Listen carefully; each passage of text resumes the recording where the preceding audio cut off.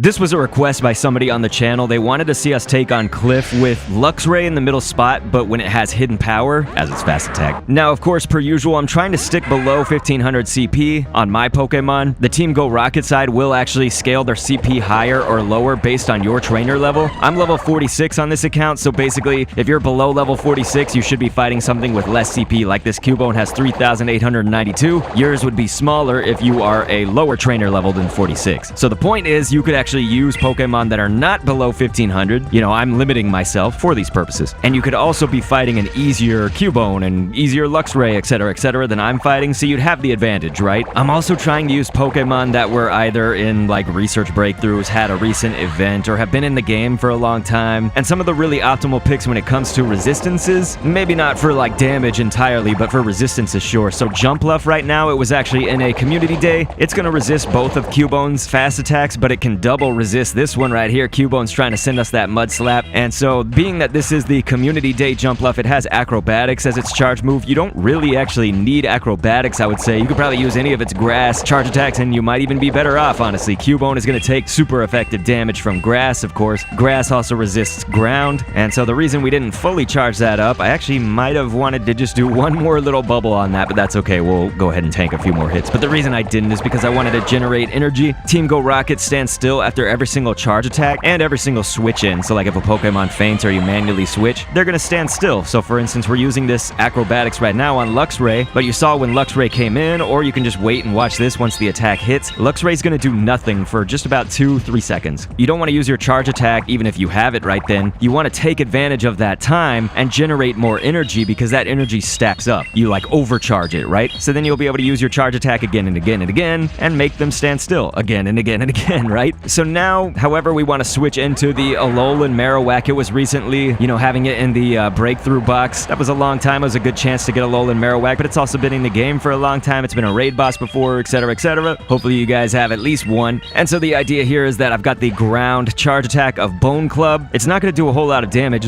Bone Club is not really designed for that, but it is designed to spam, meaning you can use it a whole lot, especially when I paired with Hex as my fast attack. Hex is not really for type advantage because Ghost is not going to deal super effective to Luxray here, but it generates energy pretty dang good. We can just use these Bone Clubs usually before Hidden Power even has a chance to really do damage to us, and we're going to resist the normal typing of Hidden Power. You know, this is Hidden Power normal coming out of Luxray, and so because Marowak, the Alolan form, is part Ghost, you know, this wouldn't work with the Kanto Marowak because it doesn't have that type resistances. Now, Tyranitar, it's terrible to use Ghost against him, but we're actually going to do Shadow Bone right now as the charge attack. We're not really looking to do damage right now with our Marowak, at least not that much. To the Tyranitar, I mean, a little bit of bonus damage is fine. I wanted to see if I could get the debuff, though, with Shadow Bone, and it actually did not happen, so essentially we just sort of did a small bit of damage, bide our time, but we switched into Jumpfluff. After our Alolan Marowak fainted, we wanted to take advantage again of that stun time that happens whenever a Pokemon faints and you gotta switch. So we switched in Jumpfluff, got a hit in, and then switched back out for even more time. That's all just generating more time. We deal a little bit of damage in the process, but here, Scrafty. This thing had like a Team Go Rocket event. It's been in raids before, been in eggs for a little while. Hopefully you have one. It's really good for just a lot of Team Go Rocket stuff in general, especially if you have somebody using dark moves against you and they take super effective damage from fighting. Scrafty is goated, and so because that Tyranitar had Bite, our Scrafty double resisted it. Scrafty's fighting in dark. Both of those resist dark. And we dealt super effective damage with fighting, which is actually going to be doubly super effective against Tyranitar because it's rock and dark. Both of those take super effective damage from fighting, so that's 256% compared to the usual 160% of just normal super effectiveness. Ladies and gentlemen, that's how it's done. Click an end screen, and thanks for viewing.